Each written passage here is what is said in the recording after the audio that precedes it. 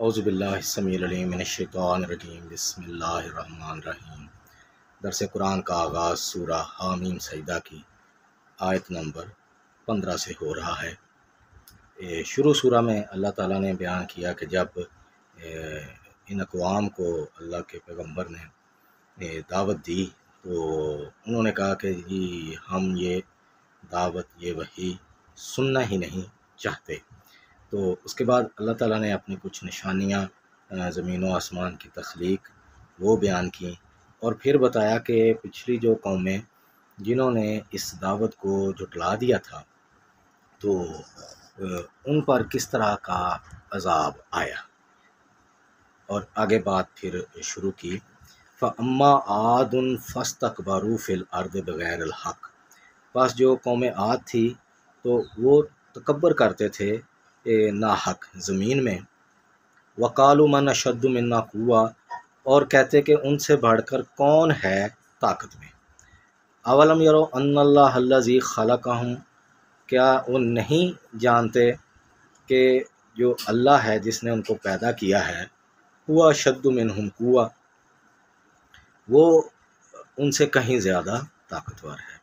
وَكَانُوا بِآيَاتِنَا يَجْحَدُونَ، اور وہ ہماری آیات کا انکار کرتے تھے۔ فَأَرْسَلْنَا عَلَيْهِمْ رِيحًا صَرْصَرًا فِي أَيَّامٍ نَحِسَاتٍ، پس ہم نے ان کی نافرمانی اور کفر کے بدلے میں نحوست کے دنوں میں ایک زوردار ہوا ان پر چلائی، لِنُذِيقَهُمْ عَذَابَ الْخِزْيِ فِي الْحَيَاةِ الدُّنْيَا، تاکہ وہ دنیاوی زندگی کی ذلت کا عذاب چکھیں۔ وَالْعَذَابُ الْآخِرَةِ أَخْزَىٰ، اور آخرت کا جو عذاب ہے وہ کہیں زیادہ ذلیل کرنے والا ہے۔ وَهُمْ لَا يُنصَرُونَ، اور ان کو کہیں سے بھی مدد نہیں ملے گی۔ وَأَمَّا ثَمُودُ، اور اسی طرح جو قوم ثمود تھے، فَهَدَيْنَاهُمْ، ہم نے ان کو سیدھا راستہ دکھایا پیغمبر کے ذریعے اور وحی کے ذریعے۔ فَاسْتَحَبُّوا الْعَمَىٰ عَلَى الْهُدَىٰ، لیکن انہوں نے ہدایت کے مقابلہ میں اندھا رہنا پسند کیا، ہدایت کو قبول نہ کیا اور گمراہی کا راستہ اختیار کیا۔ فَأَخَذَتْهُمْ صَاعِقَةُ الْعَذَابِ الْهُونِ، پس پکڑ لیا ان کو کڑک کے عذاب نے، بِمَا كَانُوا يَكْسِبُونَ، جو کہ ذلت کا عذاب تھا ان اعمال کے سبب سے جو وہ کیا کرتے تھے۔ وَنَجَّيْنَا الَّذِينَ آمَنُوا وَكَانُوا يَتَّقُونَ، اور ہم نے بچا لیا ایمان والوں کو اور پرہیزگاروں کو۔ وَيَوْمَ يُحْشَرُ أَعْدَاءُ اللَّهِ إِلَى النَّارِ فَهُمْ يُوزَعُونَ، اور قیامت کے دن جب یہ دوزخ کی طرف لے جائے جائیں گے اللہ کے دشمن، تو یہ ان کی صف بندی ہوگی، ترتیب کے ساتھ لے جائے جائیں گے۔ حتیٰ اذا ما جاؤہا، یہاں تک کہ جب وہاں پہنچ جائیں گے، شاہد علیہم سمعہم و ابصارہم و جلودہم، تو ان کے جو کان ہیں اور ان کی جو نظریں ہیں، آنکھیں، اور ان کے جو جسم ہے یعنی جلد کھالیں، وہ ان کے خلاف گواہی دیں گے۔ بما کانوا یعملون، جس طرح کے اعمال وہ کرتے رہے۔ وقالوا لجلودہم، اب یہ وہاں پر کہیں گے اپنے جو اعضاء ہیں اور جو اپنی جلد ہے ان سے، لما شہدتم علینا، کہ تم نے ہمارے خلاف گواہی کیوں دی؟ قالوا، تو وہ پکار اٹھیں گے، انطقنا اللہ الذی انطق کل شیء، کہ وہی ذات ہے جس نے ہر شے کو قوت گویائی دی، تو اسی نے آج ہمیں بولنے کی قوت عطا فرمائی ہے، تو ہم نے جو دیکھا وہ گواہی دی ہے۔ وَهُوَ خَلَقَكُمْ أَوَّلَ مَرَّةٍ، اور وہی ذات ہے جس نے تمہیں سب سے پہلی بار پیدا کیا۔ وَإِلَيْهِ تُرْجَعُونَ، اور اسی کی طرف ہی تم نے لوٹ کر جانا ہے۔ وَمَا كُنْتُمْ تَسْتَتِرُونَ أَن يَشْهَدَ عَلَيْكُمْ سَمْعُكُمْ وَلَا أَبْصَارُكُمْ وَلَا جُلُودُكُمْ، اور تمہارے وہم و گمان میں بھی نہیں تھا کہ تمہاری جلد، تمہاری آنکھیں، تمہارے کان تمہارے خلاف گواہی دیں گے۔ وَلَٰكِن ظَنَنْتُمْ، لیکن تمہارا تو خیال تھا، أَنَّ اللَّهَ لَا يَعْلَمُ كَثِيرًا مِمَّا تَعْمَلُونَ، کہ اللہ بہت سے جو اعمال ہیں جو ہم کرتے ہیں وہ جانتا ہی نہیں ہے، یعنی ان کے بارے میں اللہ کو خبر ہی نہیں ہوتی جس طرح کے اعمال ہم کرتے ہیں، یہ ہمارا خیال تھا۔ لیکن وہاں پر جو ہے وہ سارے اعضاء انسان کے خلاف جو غلط کار ہیں ان کے خلاف بول پڑیں گے۔ وَذَلِكُمْ ظَنُّكُمُ الَّذِي ظَنَنْتُمْ بِرَبِّكُمْ أَرْدَاكُمْ، اور یہی جو گمان تھا تمہارا جو تم اپنے رب کے بارے میں رکھتے تھے اس نے تمہیں ہلاک کر دیا۔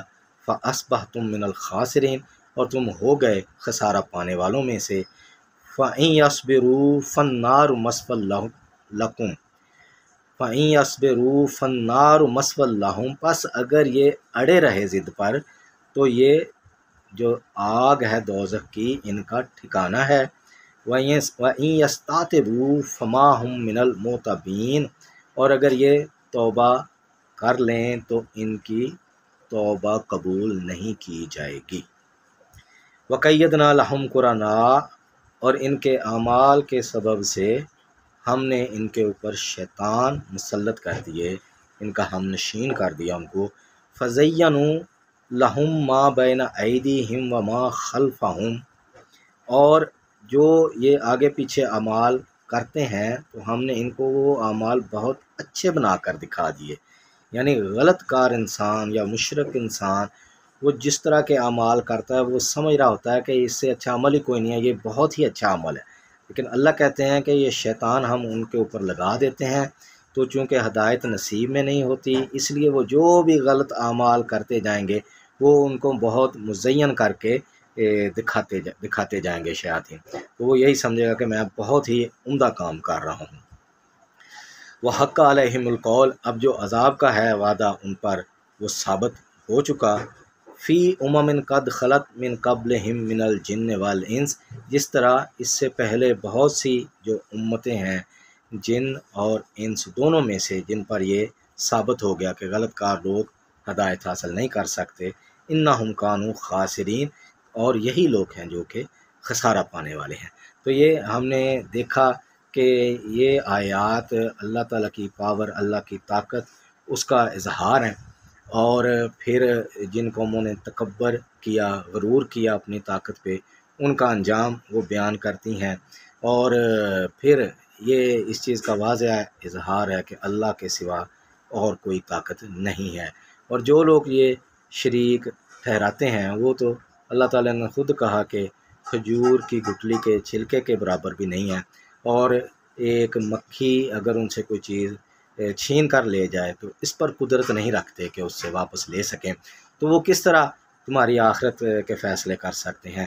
اور پھر جو کچھ ہمارے ارد گرد ہو رہا ہے اس پہ غور کریں کہ جس طرح کے اعمال ہیں تو وہ لوگ سمجھ رہے ہیں کہ یہ بہت ہی اچھے اعمال ہیں، اور ان کے جو بڑے ہیں سردار ہیں جو وہ ان کو یہی بتاتے ہیں کہ یہی اعمال ہیں جو تمہیں جنت میں لے جانے کا باعث ہیں، لیکن چونکہ انہوں نے خود سے اپنے عقل و شعور کو استعمال نہ کیا، ان کے پیچھے چلے گئے، اور پھر ان کی غلط کاریوں کے سبب وہ ان اعمال کو بہت ہی اچھا سمجھنے لگے، یعنی شرک کو بہت اچھا سمجھنے لگے۔ تو اس لیے یہ قرآن کریم کی واضح آیات ہیں جو شرک سے دور رکھتی ہیں، اور یہ باور کراتی ہیں کہ طاقت اور قوت والی ذات صرف اور صرف ایک ہی ہے، اور اس کی وجہ کہ اسی نے پیدا کیا اور اسی کی طرف ہی لوٹ کر جانا ہے، اور ساری طاقت کا مالک وہی ایک اللہ ہے۔